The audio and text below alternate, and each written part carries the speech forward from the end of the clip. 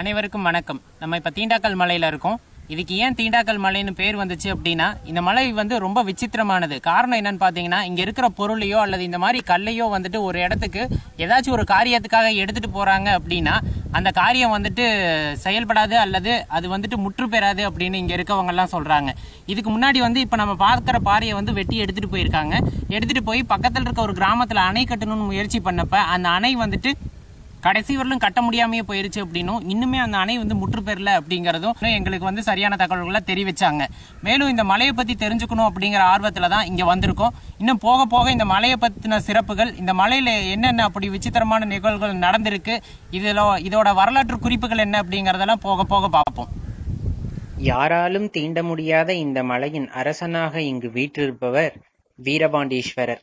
இவருக்கு உமையாளாக இங்கு விசாலாட்சி அம்மன் காட்சி தருகிறாள்.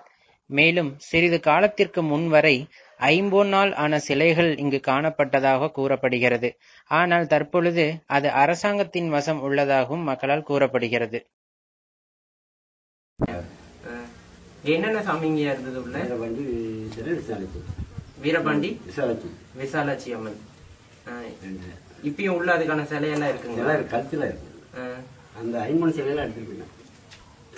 போர்ல கவர்மெண்ட் வந்து அங்க வந்து தேடி பராமரிப்பு இல்லை. அந்த மலையில போய் யார் பாதுகாப்பு பண்ணுவீங்கன்னா அதனால அவங்களே எடுத்துருக்கேன். ஆனா முன்னாடி ஐம்பொன் சிலையெல்லாம் இந்த கோயில்ல இருந்து இப்ப இருந்துச்சு தற்சமே.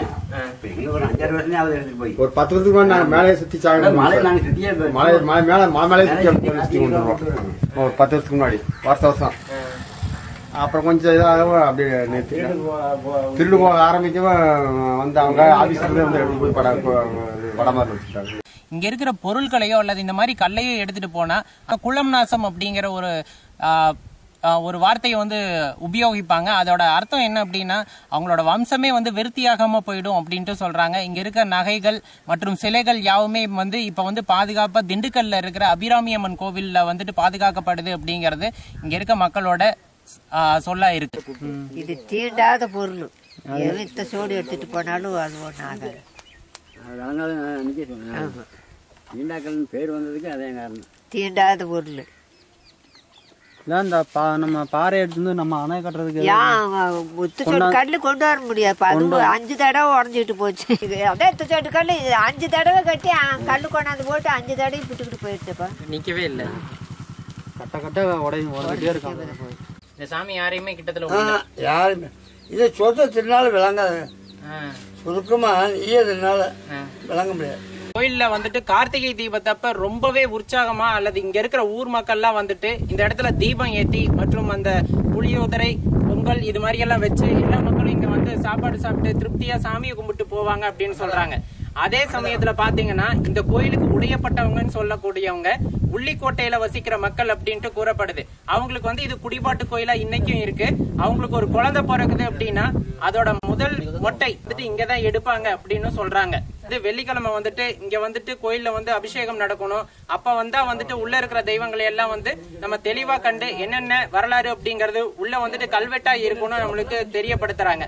மேலும் வந்துட்டு இந்த கோயிலுக்கு வந்துட்டு பொங்கல் சமயத்துல வந்து பொங்கல் வச்சு ரொம்ப சிறப்பாவே கொண்டாடுவாங்க அப்படின்ட்டு இங்க சொல்லப்படுது.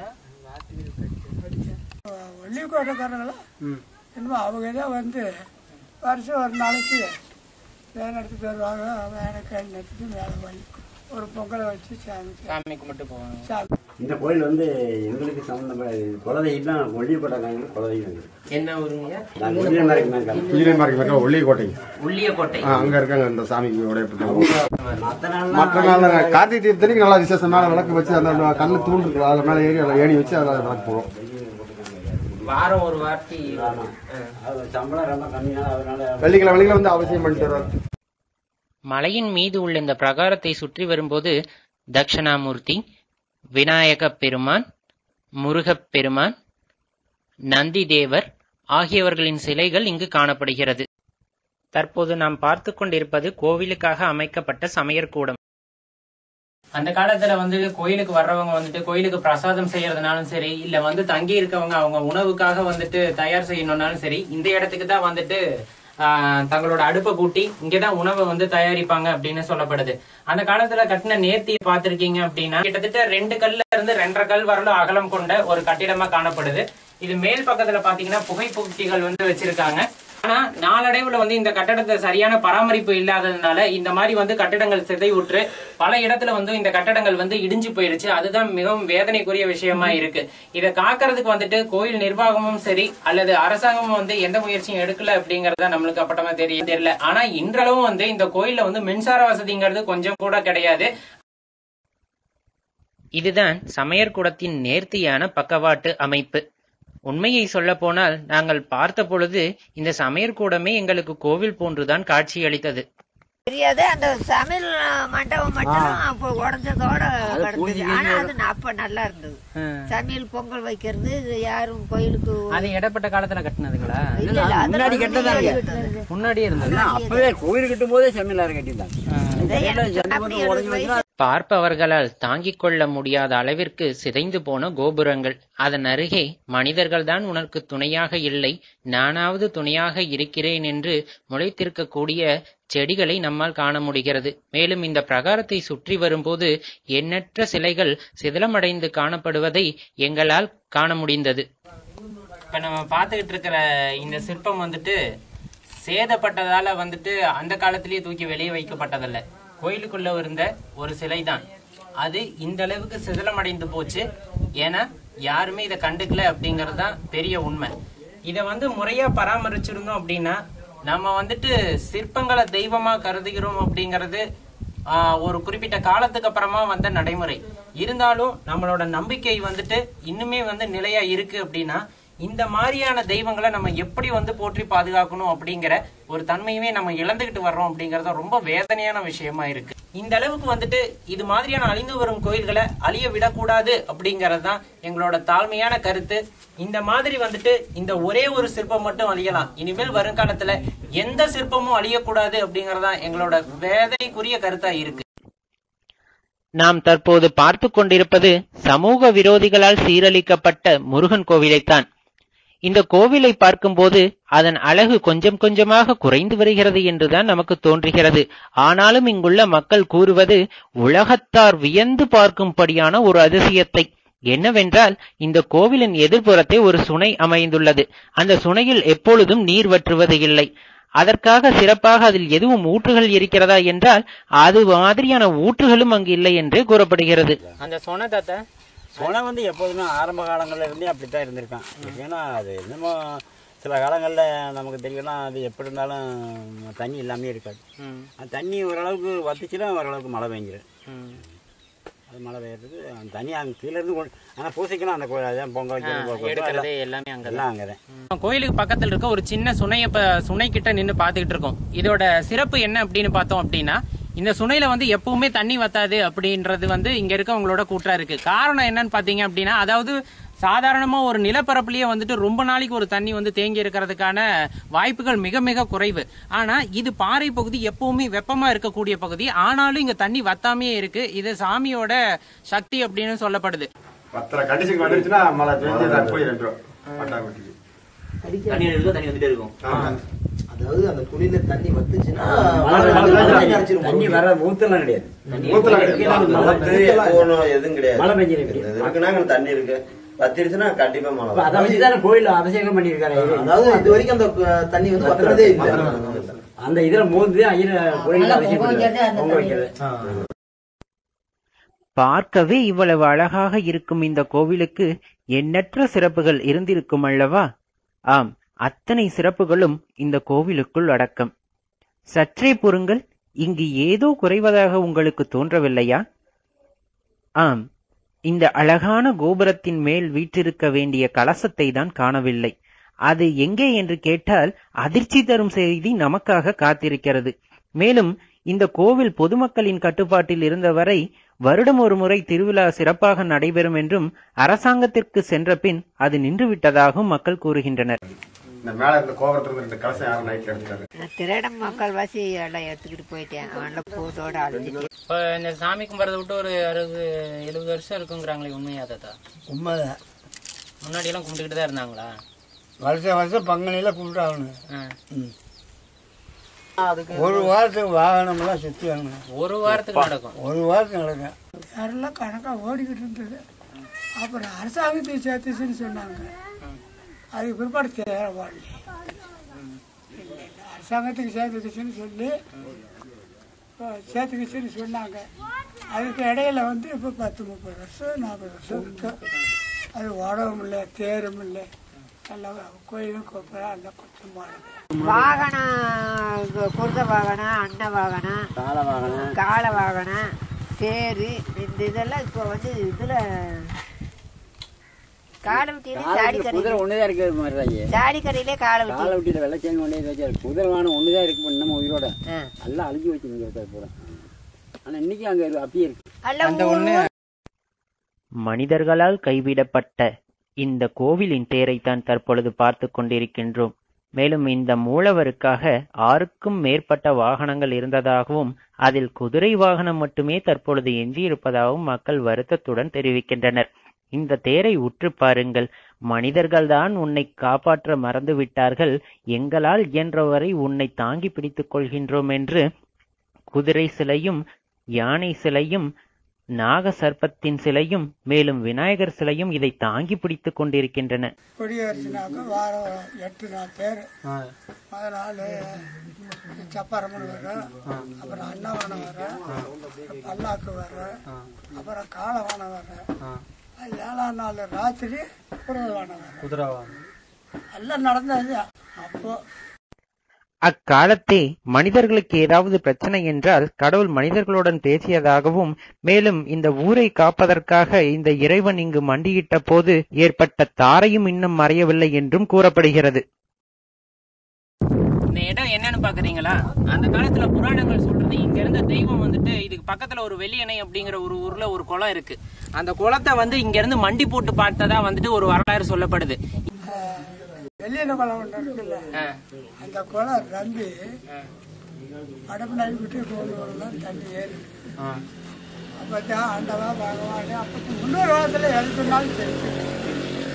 அது வலது இடவு ஒரு காரம் அளந்திருக்கு, ஒரு தாரை மேலால இருக்கும். அங்க இருக்கிற தாரையை வச்சு வலது காலம் இடது காலம் பிடிக்கிறதுக்குள்ள வெளியேன்னு குளம். இந்த இடத்துல பாருங்க, இந்த 2 இடத்துலயும் மண்டி போட்ட மாதிரி வந்து நம்மளுக்கு ஒரு அமைப்பு இருக்கு. இங்கதான் கடவுள் வந்துட்டு மண்டி போட்டு பார்த்ததா கூறப்படுது. அந்த குளம் உடைஞ்சப்ப இந்த கோயிலுக்கு மேலும் பல சிறப்புகள் இருக்கின்றன. அதில் ஒன்றுதான் தற்பொழுது நாம் பார்க்க போவது. ஏதோ ஒரு இது சொல்றாங்க, ஆனா அர்த்தம் தெரியாது. கல்லுக்கு மேல இருந்து உருண்டு வாக்கலாம், சாமி பார்த்தோம்னா அப்படியே நின்று ஒரு தனியா துண்டா நிக்குது. இந்த மலையில இருந்து உருண்டு வந்தப்ப இங்க இருக்க அந்த தெய்வம் வந்துட்டு இந்த பாறையை பார்த்ததாவும், உடனே வந்து இந்த பாறை வந்து இந்த சறுக்கல்லையும் அப்படியே நின்றுச்சு அப்படின்னு கூறப்படுது. இதை வந்து மலையை சுத்தி பார்க்கும் போது இதோட அமைப்பு உங்களுக்கு சரியா தெரிய வரும்.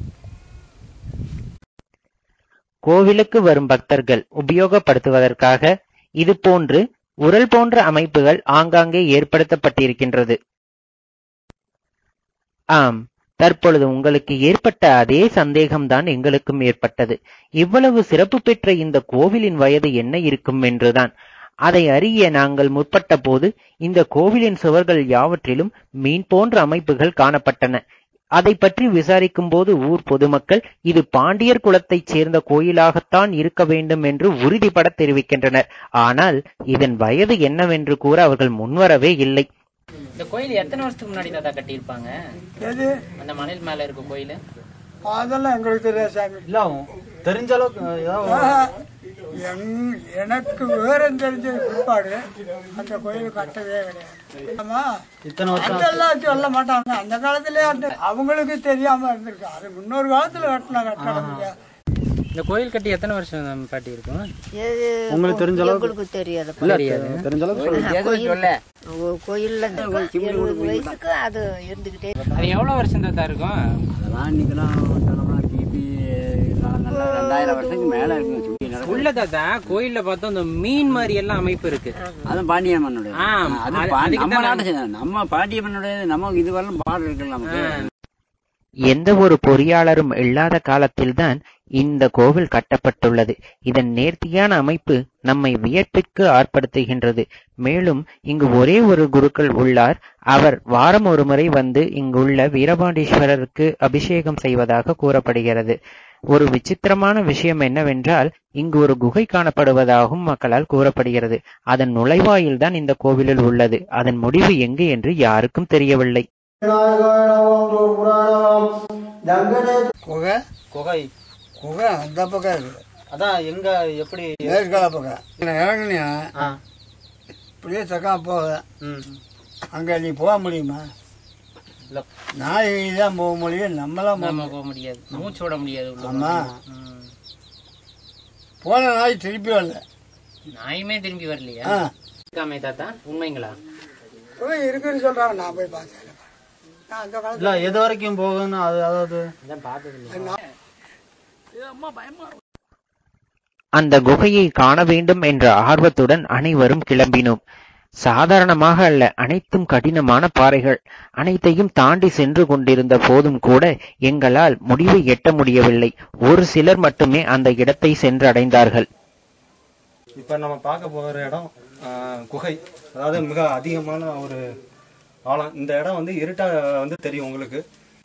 இந்த இடத்த வந்து நம்ம ஆராய்ந்தோம்னா இந்த குகை எங்க எது வரைக்கும் போய் முடியுதுங்கிறது என்பதை நம்ம வந்து ஈஸியா பார்க்க முடியும். ஆனா இந்த இடம் வந்து இருட்டா தெரியுது. இதை வந்து பார்க்கணும்னா டார்ச் லைட் யூஸ் பண்ணி எது வரைக்கும் போகுதுன்னு நம்ம வந்து ஐடென்டிஃபை பண்ண முடியும். இங்குள்ள மக்களின் வேண்டுகோளை உங்கள் முன் சமர்ப்பிக்கின்றோம். இல்ல நடக்கு அது ஒரு நாளைக்கு நடக்கு. இவங்க எல்லாம் எப்படி பண்ணும்போது அவங்க வெளியில முயற்சி செஞ்சு வைங்க. இதை வெளியில கொடுத்தாங்கன்னா எல்லாத்துக்கும் வந்து ஆர்வம் வரும். ஏர்மலை இப்படித்தான் நான் கிடந்து பாலடைஞ்சு போய் கிடந்து இப்போ அவங்க எல்லாம் ஏதாவது பண்ணி அதை செய்யறது. எத்தனையோ பணம் பிகே கம்பெனிக்காரெல்லாம் ஓரளவுக்கு நிதி உதவி எல்லாம் பண்ணிக்கிறாங்களா? அவங்க பொருளாதாரம் நிறைய இருக்கானுங்களாம் செய்வாங்க. இந்த கோவிலை விட்டு திரும்பிய போது மிகுந்த மனபாரத்துடன் தான் திரும்பி வந்தோம். இந்த உண்மைகளை உங்களிடம் எவ்வாறு கொண்டு சேர்ப்பதென்று தெரியாமல் தற்பொழுது இந்த கோவிலை பற்றிய உண்மைகளை உலகறிய செய்வது நம்முடைய கடமை ஆயிற்று. மேலும் நாம் அனைவரும் ஒன்று கூடி இந்த கோவிலுக்கு ஏதாவது ஒரு நல்லதை செய்தாக வேண்டும் அல்லவா என்ற ஏக்கத்துடன் மாணவர் மற்றும் ஆசிரிய நண்பர்களுடன் உங்கள் கோபிநாத்.